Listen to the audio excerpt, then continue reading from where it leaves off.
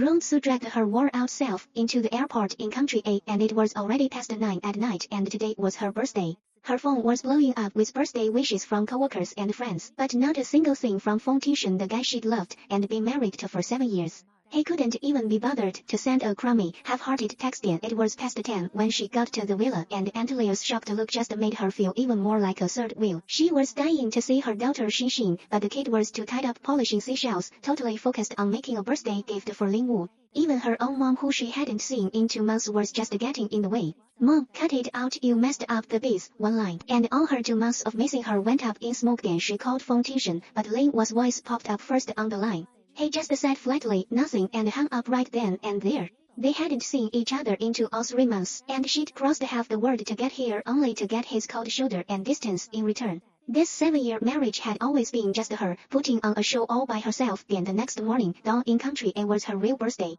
Holding onto her last little bit of hope, she asked Feng Tingshen to take their daughter out for a family meal. It was her only birthday wish. He just texted back, "Hit me up when you pick the place," and went mere after that. Then as she was heading downstairs, Xinxin and Aunt Leah's conversation cut her deep, like a bunch of sharp knives. "Dad and I like Aunt Ling Wu way better. Mom showing up is gonna be so awkward. Can't Aunt Ling Wu be my mom instead?" That kid she'd carried for 10 months and raised with her own 2 hands, she'd finally been pushed away by Feng Tingshen's favoritism. She quietly stuffed the gifts she brought for her daughter back into her suitcase, her heart totally numb. Near noon, Feng Tingshen's text came right on cue, but it just said, "Got something important at noon, lunch cancelled." She was used to him putting her on the back burner, but this time, under that numbness, there was nothing but ice-cold emptiness. Then she wandered around aimlessly, and before she knew it, she'd driven to the restaurant she and Feng Tingshen used to frequent. But right at the door, she saw the most heartbreaking thing: Feng Tingshen, Ling Wu and Xinxin, sitting together all cozy and happy. Ling Wu was teasing Xinxin softly. Xinxin leaned over to eat the pastry Ling Wu had taken a bite of, and Feng Tingshen's eyes were locked on Ling Wu the whole time, gentle in a way he'd never been with her. So that's what he meant by something important, spending her birthday with another woman and her own daughter.